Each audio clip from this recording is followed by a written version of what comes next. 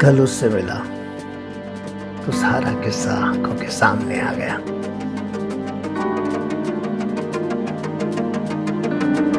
मैं आवारगी में था, वो रवानगी में थी। मेरी नजरें तलाशे थी कहानी और उसके कदम समेटे हुए थे कई भंवर, बढ़ रहे थे धीरे धीरे।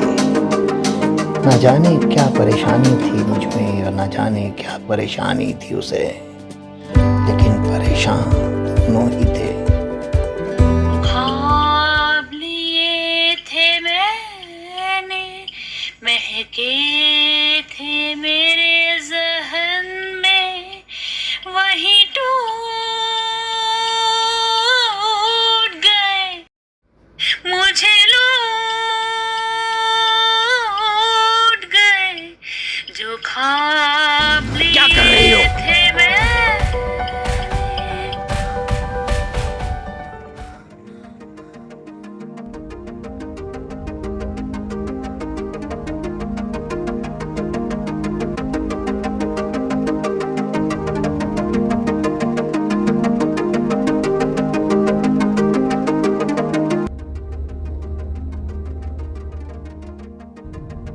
क्यों बचाया आपने मुझे?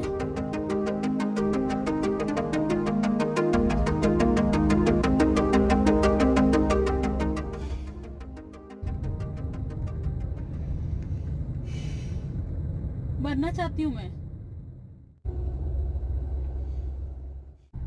मरना चाहती हूँ मैं,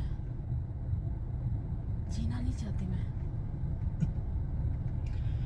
बैठकर बात करें। किसी के जख्म को रेदना आसान नहीं होता, पर मैं तो लेखक था और फिर मरहम भी तो जानता था।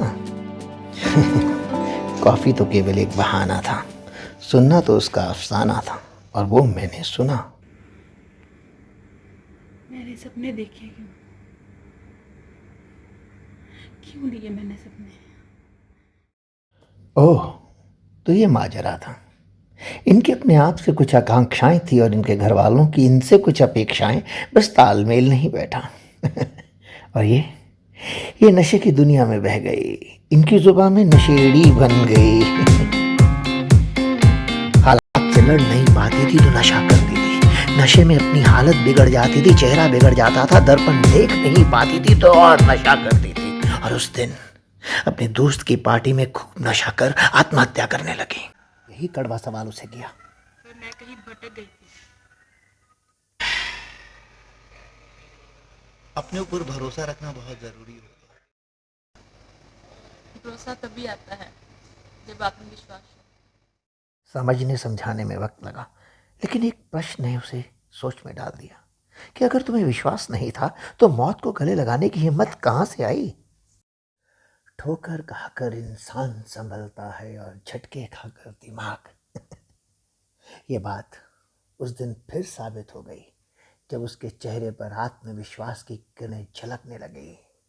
Thanks for everything.